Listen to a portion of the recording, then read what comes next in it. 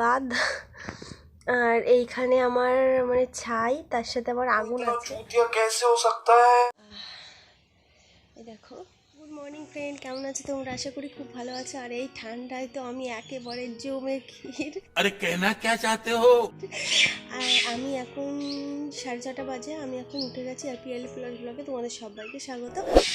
আর এখন তো বাবা মানে বাইরে কি বলবো, মানে যত বেলা হচ্ছে তত যেন মানে কুয়াশাতে আটকে যাচ্ছে। আর কি বলার নেই, আমার তো খুব ঠান্ডা। দেখো বাইরে কত কুয়াশা। আর এখন তো তাও একটু হালকা হালকা পরিষ্কার দেখাচ্ছে, মানে কি বলবো। তো এখন থেকে কাজটা স্টার্ট করব। আর শ্বশুর মশাই মনে হয় কাজে গেছে।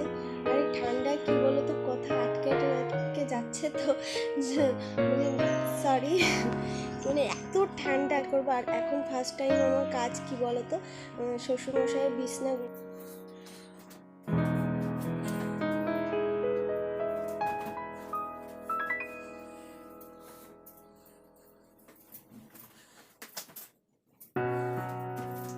এইটা দেখেছো না, কাঁথা ছেঁড়া।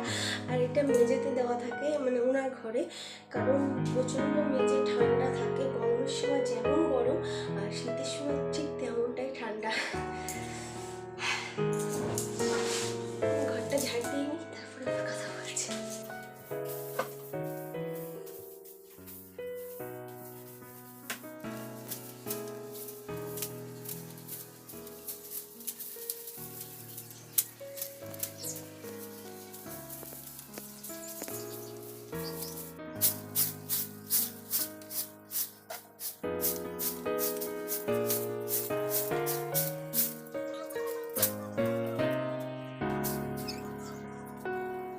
তো দেখো আমার উঠান কোরানো হয়ে গেছে।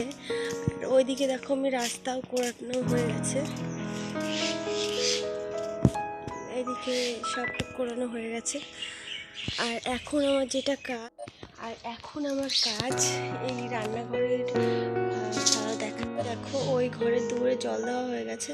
ওটা মুছিনি, ওটা জাস্ট জল ঢেলেছি, কারণ আমার শ্বশুরমশাই দেখলে আমাকে খুব বকাবকি করে। আর ওগুলো না ছ্যাদলা পড়ে গেছে, ব্লিচিং পাউডার দিয়ে হাজব্যান্ড বাড়িতে আসলে সেই ব্লিচিং পাউডার দিয়ে ওঠাতে হবে। আর এই ঘরটা এখন মুছতে হবে।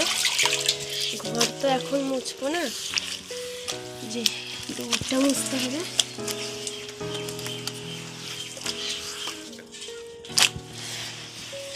আমার সকালে জল ছিল বারণ, তাও করতে হবে, কিছু করার নেই।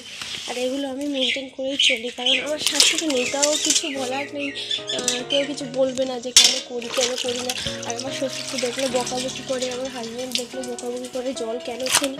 বাট বাসি ধুয়ে না মুছলে ভালো লাগে না, তাই।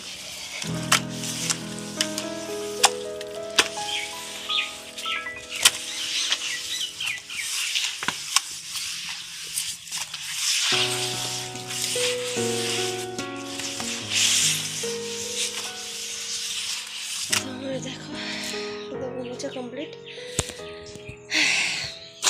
আর এই যে আমার কাঠের রান্নার জায়গাটা, এখানে আমি কাঠেই রান্না করি। দেখো এখন এইখানটা কালকে আমি লেপে রেখেছিলাম, রাত্রে না বিকালে লেপে রেখেছিলাম। আর আমি বাসি জায়গায় রান্না করি না, তো এখন আমি ছাই।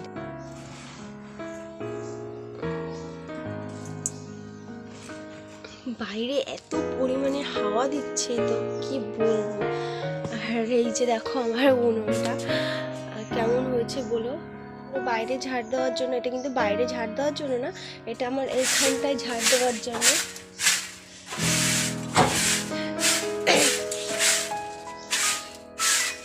মানে যে পরিমাণে ঠান্ডা, সেই পরিমাণে হাওয়া দিচ্ছে। তো দেখো আমার সব কাজ হয়ে গেছে।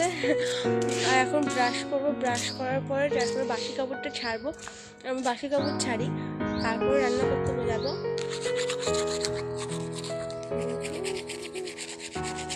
আর এরকম আমাদের গেট দিয়েছে কালকে, আমি যাতে বৌমা না বেরিয়ে যায়, তাই জন্য শ্বশুর মশাই গেট দিয়ে দিয়েছে।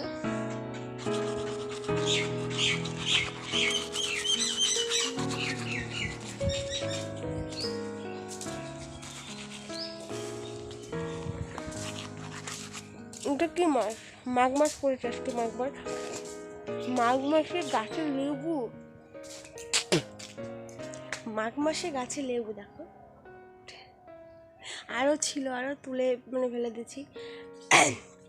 তো ওটা থাক, দেখি কতদিন থাকতে পারে, তারপরে খাওয়া হবে।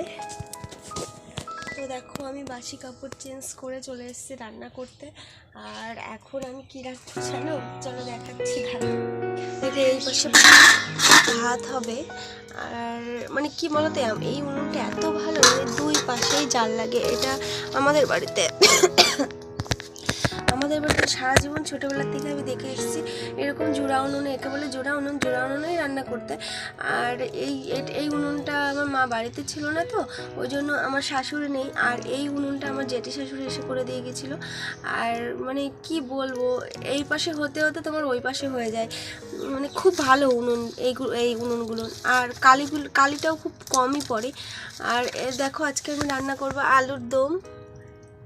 এই যে আলু সেদ্ধ করতে দিয়ে দিয়েছি। আর ওই পাশে ভাত হবে। আর আজকে রান্না করব আলুর দম আর পাতাকপি ভাজা। কন্টিনিউ করতে পারছি না, আমি রান্না করে নিই, কারণ না ভিডিও করা, এক হাতে ভিডিও করা আর রান্না করা মানে অসম্ভব। লাস্টে আমার একুল ওকুল দুকুলি যাবে, না হবে ভিডিও করা, না হবে রান্না ভালো। তো আমি ভিডিওটা রান্নাটা করে নিই, তারপরে আমার ভিডিওটা কন্টিনিউ করছি। সো বন্ধুরা, আমি রান্না করার পরে তোমাদেরকে দেখাতে পারিনি, ঠান্ডায় গলা বসে যাচ্ছে। আর আমি তোমাদের দেখাতে পারিনি, তার মধ্যে আমার রান্না হয়েছে, খাওয়া দাওয়া হয়েছে, স্নান করেছি, 2 ধামা কাছাকাছি করেছি। দেখো সব নাড়া আরও মাঠে আছে, আমি দেখাতে পারিনি, তার জন্য সরি। আর এখনও দুপুরে খাওয়া হয়নি, তো ভাবলাম এখন একটু ফ্রি আছি, তো এখন কটা শর্টস করে নিই।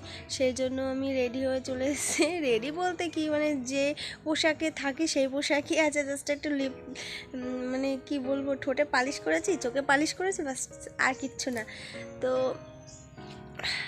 আবার পরে দেখছি কি করা যায়, কি দেখানো যায়, তোমাদের খাওয়ার সময় দেখাবো আর দুপুরে কী খাচ্ছি। তো এখন কটা শর্টস করে নিই, তারপরে আবার দেখা হচ্ছে তোমাদের সাথে। তো এখন আমি খেতে বসেছি। আর এখন রাত্রে আমি ক্যামেরাটা অন করলাম, আর এখন আমি কি দিয়ে খাওয়া দাওয়া করছি তো দেখো। তো এখানে মানে দিদারা চিকেন করেছিল, তো চিকেন দিয়ে গেছে। এই যে এইখানটায় চিকেন আছে। আর আমাদের ঘরের লাইটটা মানে এত কম, মানে না, মানে দেখা খুবই মানে মানে মুশকিল, খুবই মুশকিল। আর এখানে দেখো আমি চিকেন নিয়ে নিয়েছি, আর ওর ভাতও দিয়ে গিয়েছিলো, একটু আগেই দিয়ে গেছে। আর আমি একা ছিলাম বলে, আমার শ্বশুর আর আমি থাকি তো বাড়িতে, আমার হাজব্যান্ড থাকে না, তো আমার শ্বশুর বাড়িতে নেই, আর আমি একাই আছি।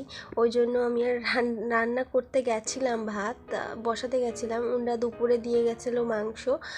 আর তো আমি ভাবলাম মানে খাবো না, খাওয়ার কোনো ইচ্ছাই নেই, খেতে ইচ্ছা করছে না, তো না খেলেও হবে না। হাজব্যান্ড ফোন করে বারবার বলছে ওঠো ওঠো ওঠো, যাও রান্না করো রান্না করো। আর মানে ও অন্যরকম, আর কি বলবো তোমাদের, অন্য একদিন গল্প করব।